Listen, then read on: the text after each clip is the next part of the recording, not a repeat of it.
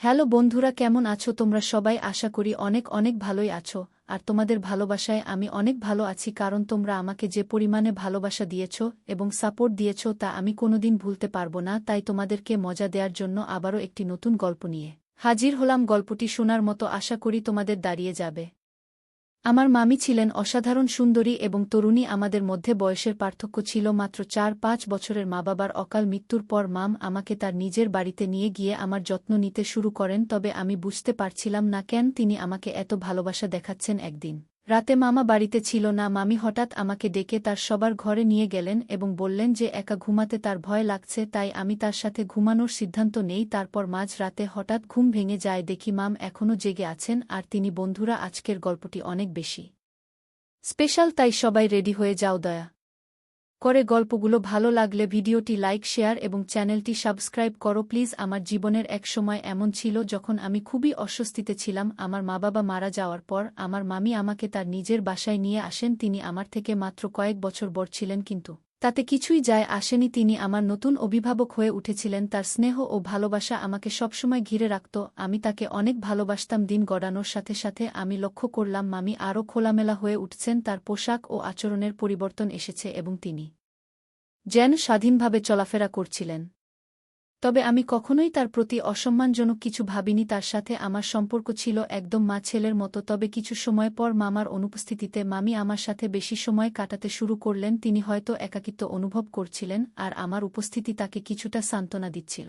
আমি সবসময় তাকে সম্মান করতাম এবং তার যত্ন নিতাম। আমাদের সম্পর্কে কোনো অবাঞ্ছিত সীমা অতিক্রম করিনি, কারণ আমাদের সম্পর্কের ভিত্তি ছিল পারস্পরিক সম্মান এবং যত্ন। আমি তখন মাত্র ১-৭ বছর বয়সের ছিলাম এবং আমার মামি আমার থেকে মাত্র কয়েক বছরের বড় ছিলেন। মামি ছিলেন একজন স্নেহময় মানুষ, তবে তিনি নিজের মধ্যে এক ধরনের আলাদা সৌন্দর্য বহন করতেন। তার চেহারা ও পোশাক সবসময় তাকে আলাদা করে তুলত। যদিও তিনি আমার চেয়ে বয়সে কিছুটা বড় ছিলেন, তবুও তার মধ্যে এক ধরনের স্বাধীনতা ছিল যা আমি সবসময় লক্ষ্য করতাম। একদিন রাতে মামা ফোন করে জানালেন যে তিনি সেই রাতে বাড়ি ফিরতে পারবেন না, কারণ তিনি অন্য শহরে ছিলেন। মামি এই সংবাদ শুনে বেশ খুশি হলেন এবং বললেন, আজ তুমি আমার ঘরে ঘুমাও, তোমার মামা আজ বাড়িতে আসবেন না। আমি বুঝতে পারি যে মাম আমাকে বেশি সময় দিতে চাচ্ছেন, কারণ তিনি একাকিত্ব বোধ করছিলেন। যদিও আমার মনে তখন অনেক বস্তি ছিল, তবুও আমি তার প্রস্তাবের সম্মতি জানালাম। আমার মামি সবসময় আমার প্রতি যত্নশীল ছিলেন। আমি তখন যুবক হতে শুরু করেছি আর এই সময় তার সান্নিধ্য আমাকে মানসিকভাবে সমর্থন দিয়েছে। যদিও তার উপস্থিতি মাঝে মাঝে আমাকে সংকুচিত করে তুলত, তবুও তার প্রতি আমার শ্রদ্ধা ও ভালোবাসা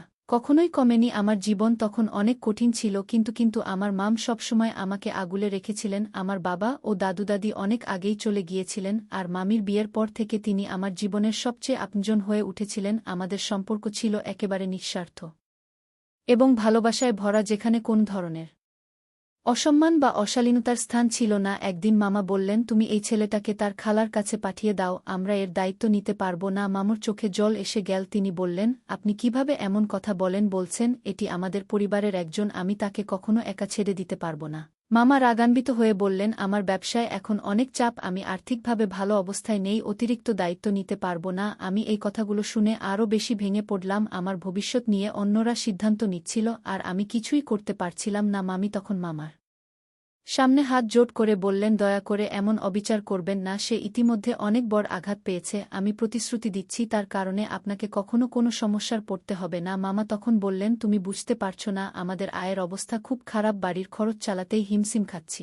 আরও একজনের দায়িত্ব নেওয়া আমার পক্ষে সম্ভব নয়। মাম তাকে বোঝানোর চেষ্টা করলেন, আমরা এই বাড়িটি ভাড়ায় দিতে পারি, তাতে কিছু আয় হবে। আমার জীবন এক সংকটের মধ্য দিয়ে যাচ্ছিল। বাবা মা চলে যাওয়ার পর আমি একেবারে হয়ে পড়েছিলাম। আমার মামামাম আমার জন্য অনেক কিছু করলেন। তারা আমার বাড়ি এবং বাবার ব্যবসা ভাড়ায় দিয়ে আমার জন্য অর্থের ব্যবস্থা করলেন। তারা বললেন, যখন বড় হবে তখন নিজেই সবকিছু দেখাশোনা করতে পারবে, শুধু কিছু বছরের অপেক্ষা। আমি তখন মামির ঘরে থাকতে শুরু করলাম। তারা আমাকে একটি ছোট ঘর দিয়েছিলেন, যেখানে একটি সিঙ্গেল বিছানা এবং একটি আলমারি ছিল। মামা আমাকে স্কুলে ভর্তি করিয়ে দিলেন, নতুন পোশাকও কিনে দিলেন। তবে আমি সব সময় চুপচাপ থাকতাম, পড়াশোনায় মন বসত না, কারণ সারাক্ষণ মা বাবার কথা মনে পড়ত। একদিন আমি নিজের ঘরে বসে কাঁদছিলাম। মামি এসে আমাকে দেখে কাছে টেনে নিলেন এবং তনা দিতে লাগলেন। তিনি বললেন, তুমি চিন্তা করো না, সময়ের সাথে সাথে সব ঠিক হয়ে যাবে। তার কথা শুনে কিছুটা স্বস্তি পেলেও আমার মনের মধ্যে সবকিছু অস্বাভাবিক লাগছিল। মাম আমার কাঁধে হাত রেখে সান্ত্বনা দিতে লাগলেন, কিন্তু আমার মনে তখনও কিছু একটা অস্বস্তি কাজ করছিল। আমি দ্রুত মামির থেকে সরে আসতে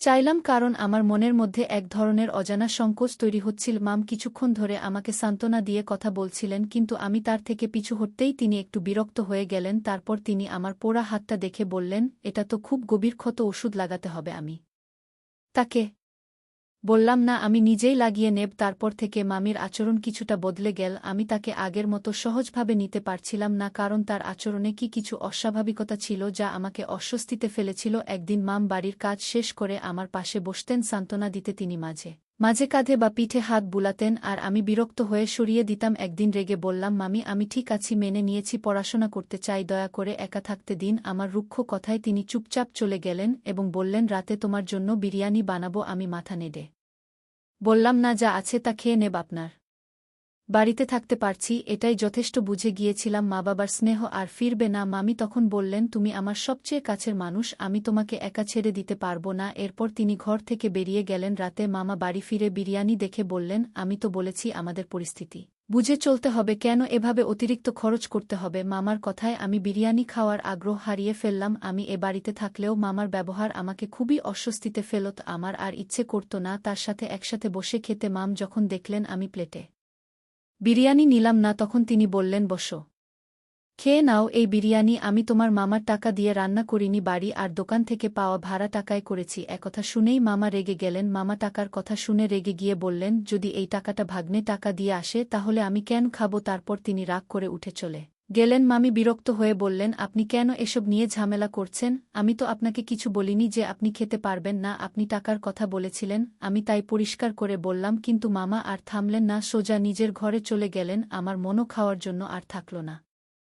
আমি উঠতে চাইলাম, কিন্তু মাম আমার হাত ধরে বললেন, এটা তো তোমার মামার রোজগার ব্যাপার, তুমি বসো, আমি তোমার জন্যই তো বিরিয়ানি রান্না করেছি। এই বলে তিনি একটি লোকমা আমার মুখের কাছে আনলেন। আমি মন না চাই খেয়ে নিলাম। এরপর আমি নিজেই প্লেটে বিরিয়ানি নিতে গেলাম, কিন্তু মাম বললেন, আজ আমি তোমাকে নিজের হাতে খাওয়াবো। তারপর তিনি নিজেই আমাকে খাওয়াতে শুরু করলেন, কিন্তু এক অস্বস্তিকর বিষয় আমার মনকে নাড়া দিল। মামি এক লোকমা আমার মুখে দিতেন, আরেকটি নিজে খেতেন। তিনি অনবরত আমাকে এক দৃষ্টিতে দেখছিলেন, যা আমার জন্য বেশ অস্বস্তিকর হয়ে উঠেছিল। যদিও তিনি আমার মামি ছিলেন, তবু তার আচরণ আমাকে বেশ অদ্ভুত লাগছিল। তিনি হঠাৎ বললেন, তুমি তোমার বয়সের তুলনায় অনেক পরিণত দেখাচ্ছ। মাম একদিন বললেন, তোমার চেহারা তোমার বাবার মতো দেখতে, অনেকটাই মিল। তোমার বয়স ১ হলেও দেখতে ২০ বছরের মতো লাগছে। প্লাসের মধ্যে আমার উচ্চতা এবং চেহারার জন্য পরিচিত ছিলাম। মাম দেখতে সুন্দরী ছিলেন, তবে মামা সাধারণ চেহারার মানুষ ছিলেন। মামা ছিলেন অনেকটা রাগী স্বভাবের এবং মামার মধ্যে সবসময় ঝগড়া করে থাকত। তাদের বিয়ের ৫ বছর পার হলেও সন্তান হয়নি, যার কারণে তাদের মধ্যে সম্পর্ক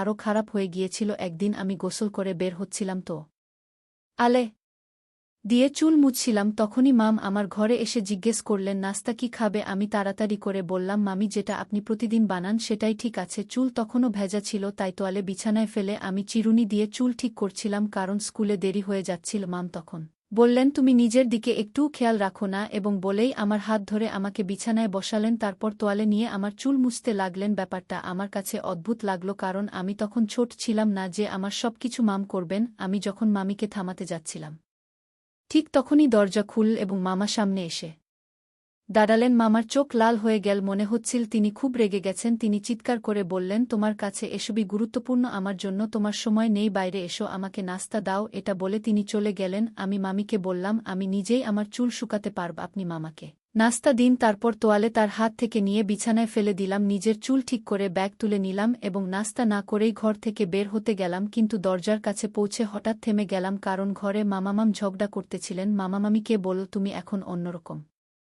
হয়ে